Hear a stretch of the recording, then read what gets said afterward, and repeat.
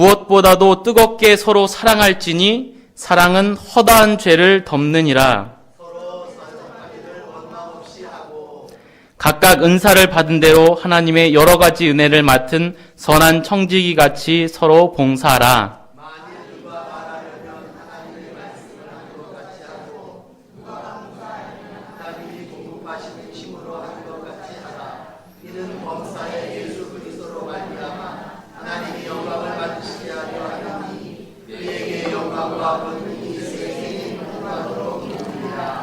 아멘. 네, 요새 TV에 보니까 그 아마존의 마지막 원시 부족인 아우라 부족에 대해서 잠시 나오는 것을 봤습니다. 그 동네를 보니까요, 가운데 큰 운동장이 있습니다. 그리고 집들이 다 삥삥 둘러서 그 운동장 그 주변으로 해서 이렇게 모여 사는 부족입니다. 그들은 개인 생활 또는 개인의 집에 생활이 따로 없습니다. 모두가 다 같은, 크게 볼 때 한 가족으로서 생활할 수밖에 없는 그런 마지막 원시 부족에 나오는 것을 잠깐 본 일이 있습니다. 예전에 우리의 시골도 또 산업화 이전에 모두가 다 마을 공동체였습니다.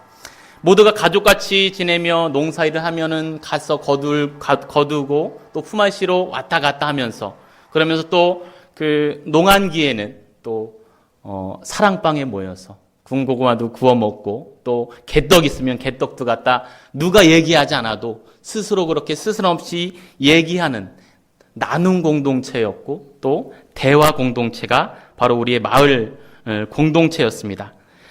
하지만 지금 굉장히 많은 산업화가 되고 또 농촌에서 젊은이들이 떠나면서 지금도 어느 정도 노인들이 그러한 삶을 이루고는 있지만 그것들이 없어지는 것은 정말로 시간 문제입니다. 간혹 귀농을 하거나 아니면 노후를 어느 정도 편하게 살기 위해서 시골에 오시기도 하지만 그분들이 먼저 사시는 분들처럼 그렇게 마을 공동체로 서로의 삶을 나누면서 사는 것은 제가 또 시골에서 잠깐씩 보니까 잘 안 되더라고요. 지금 이렇게 좀 어려운 일이 되어가고 있습니다. 우리 사회도 사회 공동체가 있습니다. 근데 사회에서 우리가 만나는 공동체들은 이해관계로 엮어진 공동체입니다. 뭐 학교나 취미나 회사 등등등. 우리의 이익이나 이해가 없어질 때면 언제나 등지고 떠날 수 있는 그러한 공동체들이 있고요. 더 나아가서는 크게는 국가 공동체라는 것이 있습니다. 하지만 이거는 너무나 큰 공동체라 우리의 삶과는 너무나 크게 느껴집니다. 개인의 손 안에서 세계를 왔다 갔다 하고 지금 일어나는 모든 일을 알고 있는 이 시점에서 국가 공동체라는 것은 좀 너무나 크게 우리와 동떨어져 있는 것처럼 느껴지는 게 사실입니다.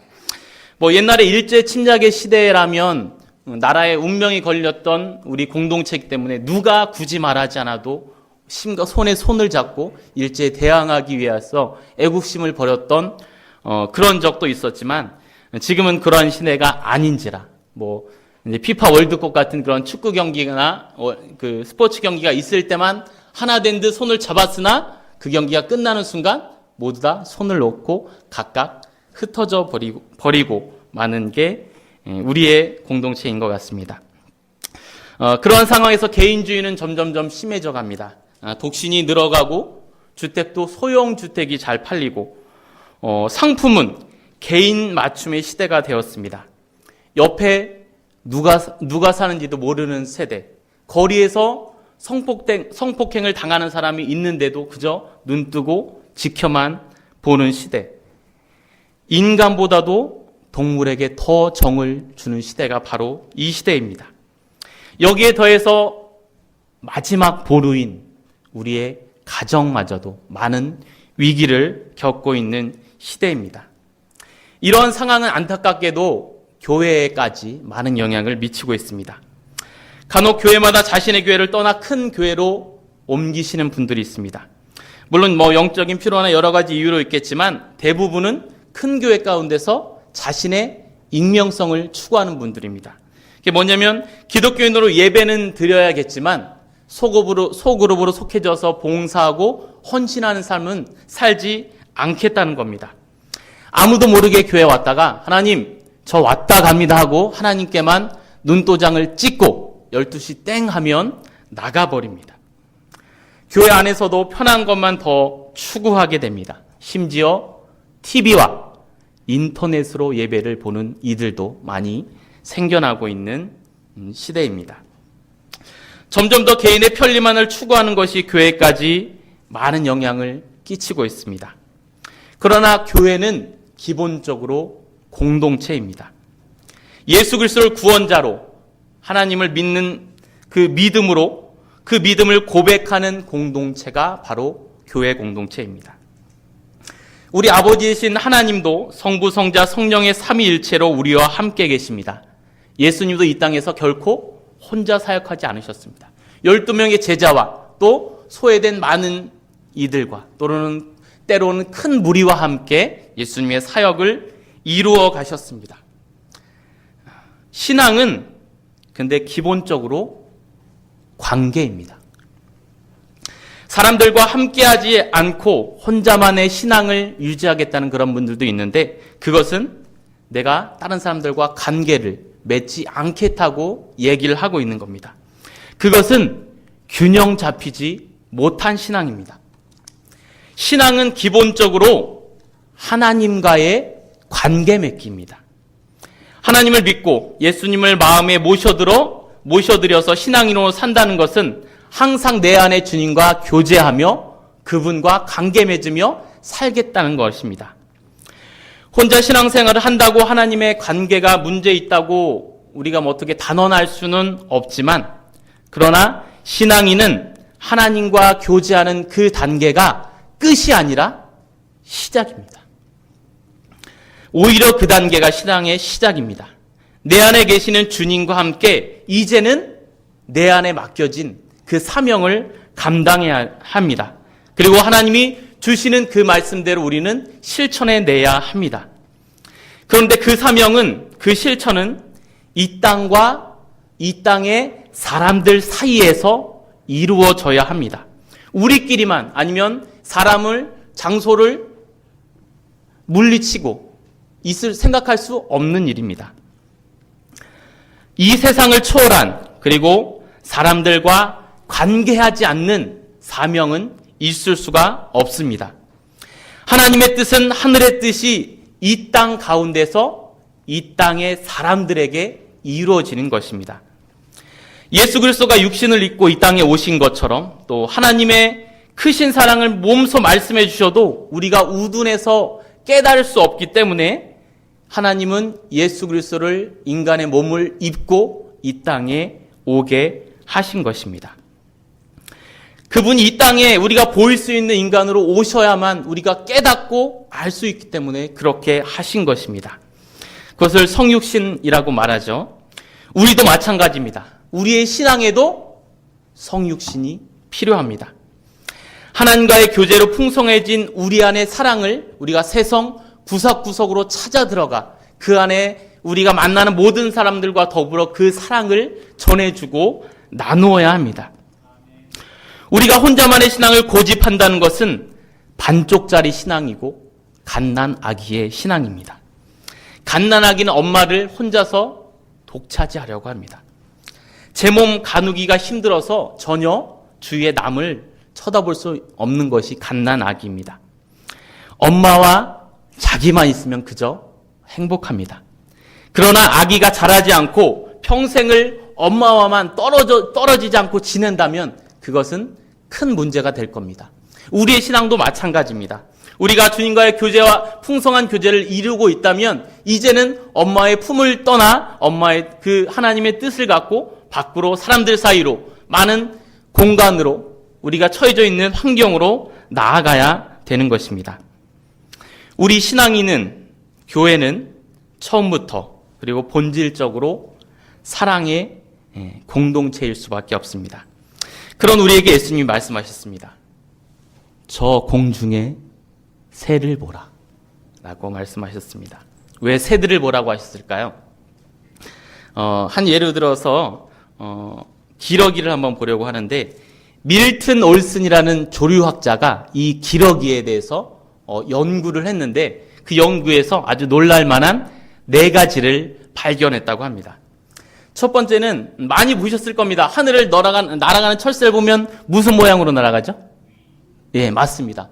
V자로 날아가는데 이렇게 앞에서 보실 때 그거를 보면은 일자 V가 아니래요.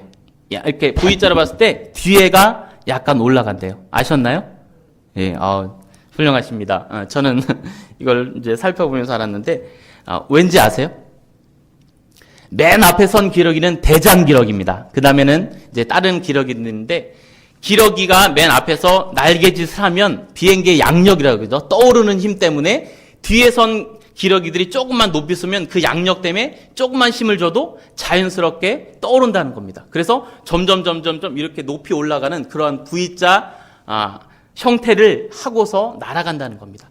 그래서 그러한 대형을 이루어서 날아가면은 혼자서 날아가는 것보다 무리를 지으면 72%나 더 많은 힘을 가지고 오래 날아갈 수 있다고 합니다.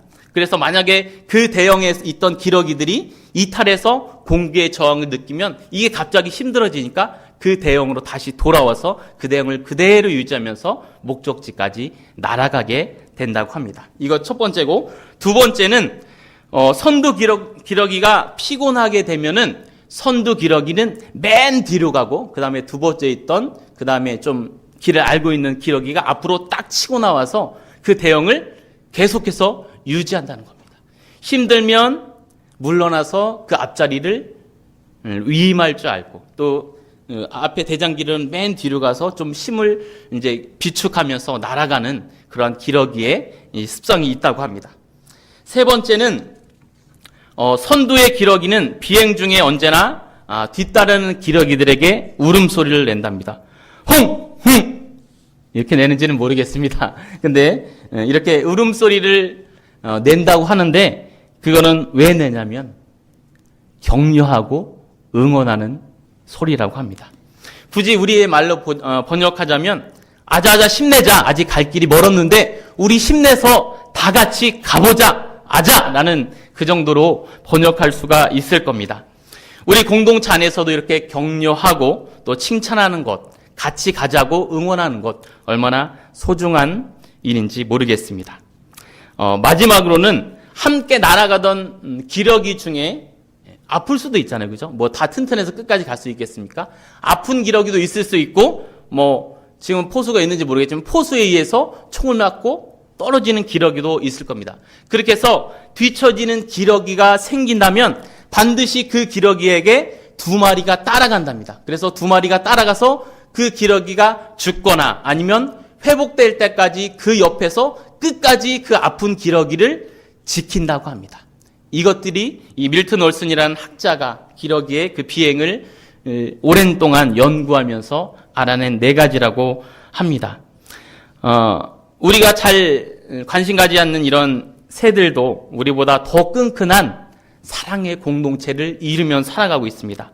그래서 예수님 아마도 공중에 나는 새를 보라라고 우리에게 말씀하셨던 것 같습니다. 본문에서 베드로도 우리에게 말씀하고 있습니다. 무엇보다 뜨겁게 서로 사랑할지니 사랑은 허다한 죄를 덮느니라 라고 우리에게 말씀하고 있습니다. 사랑은 기독교의 핵심입니다. 아무리 천사의 말을 하고 진리의 지식과 능력이 있다 해도 사랑이 없으면 뭐다? 울리는 꽹과리입니다. 사도 바울도 믿음, 소망, 사랑 중에 제일은 사랑이라고 우리에게 말씀하고 있습니다. 우리가 아무리 바른 말, 때로는 옳은 말을 한다 해도 사랑이 없으면 상대방을 변화시킬 수가 없습니다. 지지리도 하나님 말씀을 순종하지 못하고 따르지 못하는 우리를 위해 하나님은 예수님을 이 땅에 보내시는 큰 사랑을 우리 가운데 보여주셨습니다. 우리가 어둡고 삭막해지고 개인주의가 팽배한 이 시대 가운데 여전히 교회만이 소망일 수 있는 이유는 그 사랑이 우리 안에, 우리의 교회 공동체 안에 있기 때문입니다. 그것은 예수님의 사랑입니다. 그 사랑은 뜨거운 사랑입니다. 그리고 자신을 희생하는 사랑이고요. 무조건적이며 대가를 바라지 않는 사랑입니다. 오직 빛 대신 주님의 사랑을 품은 교회가 이 세상을 환하고 뜨겁게 만들 수가 있습니다. 그래서 베드로 사도는 우리 보고 뜨겁게 사랑하라고 힘주어 말씀하고 있습니다. 근데 이 뒷부분에 보니까 사랑은 허다한 죄를 덮느니라고 말씀하고 있습니다. 그럼 사랑만 하면 무조건 죄 지은 사람 무조건 덮어주고 또 때로는 죄를 우리가 그냥 가볍게 여기고 사랑만 하면 된다는 얘기인가요? 그 얘기는 아닙니다. 오히려 죄를 해결할 수 있는 유일한 방법은 용서입니다. 그리고 사랑만이 용서할 수 있는 동기를 부여해 준다는 말씀입니다. 죄는 옳고 그름을 따지고 꼭 그에 응당한 처벌을 주어야 죄가 다 해결되는 것이 아니라 용서하고 그 사람을 사랑해 줄 때 죄가 해결될 수가 있는 것입니다. 우리가 잘 아는 사랑의 원자탄 누구시죠? 어느 목사님? 손양원 목사님. 25일 성탄절 밤에도 그 TV에서 다큐로 한번 나왔는데요. 그분 정말로 사랑의 본을 보여주신 분이죠. 잘 알고 계시죠? 여순 사건 때 자기의 두 아들을 죽인 그 학생을 자신의 양아들로 삼았습니다. 이름이 안재선이라고 하는데 그로 인해서 그 안재선 학생은 예수 그리스도를 믿고 구원을 받아 이제 손영환 목사님을 많이 도왔고 지금은 그 안재선 학생의 아들이란 분이 안경선이란 분인데 이분이 그 TV에 보니까 목사님이 되셨습니다. 이로 인해서 목사님이 내쳤고 그대로 감옥에 갔다면 거기서 끝났겠죠. 하지만 예수님의 사랑으로 그를 받아들였을 때 또 그의 아들 때 가서 목회자로 부름을 받고 더욱더 많은 이들에게 그 사랑을 전하는 분이 되었습니다. 처벌이 아닌 용서와 사랑으로 상대방을 감싸 안을 때만이 구원과 생명을 살리는 역사가 흘러 넘치게 된 것입니다. 하나님은 우리를 너무 사랑하셨습니다. 그래서 그분의 아들을 예수 그리스도를 이 땅에 보내셨습니다. 그리고 이 땅에 오신 예수 그리스도는 우리와 한 공동체가 되셔서 사랑과 섬김의 본을 보여주셨습니다. 성탄절을 맞이하고 또 송년을 맞이하는 지금 우리 공동체에게 베드로 사도는 말씀합니다. 너희는 뜨겁게 사랑할지니라. 사랑은 허다한 죄를 덮느니라라고 말씀하고 있습니다. 아프리카 속담에 이런 말이 있답니다. 빨리 가려면 혼자 가라. 그러나 멀리 가려면 같이 가라. 라는 속담이 있습니다. 우리가 아는 이 신앙의 길은 혼자서 빨리 가는 길은 아닙니다. 같이 천천히 가야 되는 길입니다. 그러면 우리는 같이 손잡고 가야 합니다. 좀 부족하고 힘이 든 사람이 있다면 같이 부축하고 위로하고 사랑으로 감싸야 안아야 합니다. 함께 사랑하고 함께 섬기고 함께 가야 합니다. 우리 동인천 교회가 그런 사랑의 뜨거운 공동체가 되어질 것을 믿습니다. 네, 이제 기도할 건데요. 우리 옆에 분과 우리 한번 손을 잡으시겠습니까? 혼자 앉으신 분들은 뭐 앞뒤로 잡으셔도 되고요. 네. 옆에 분과 우리 손을 잡고 우리 한번 기도하도록 하겠습니다. 사랑의 하나님, 감사합니다. 우리의 귀한 성도들과 이렇게 두 손을 잡았습니다. 하나님, 우리를 사랑의 띠로 묶어주신 주님 감사합니다. 우리가 이 모습 이대로 서로의 손을 잡고 천천히 다 함께 그 천성문을 향하여 걸어가게 도와주시고 한 사람이 쓰러지고 낙심하고 엎드려졌을 때 그를 위하여 기도하고 다시 한번 우리가 잡은 두 손을 놓지 않고 꼭 잡아 일으켜 세워서 함께 가는 뜨거운 사랑의 공동체 동인천 교회가 되어질 수 있도록 주님 함께하여 주시길 원합니다. 2013년 여기까지 인도하신 주님의 은혜를 감사하며 2014년 한 해도 주님의 역사하고 또 인도하심을 우리가 기대합니다. 감사하며 예수님의 이름으로 기도드립니다. 아멘.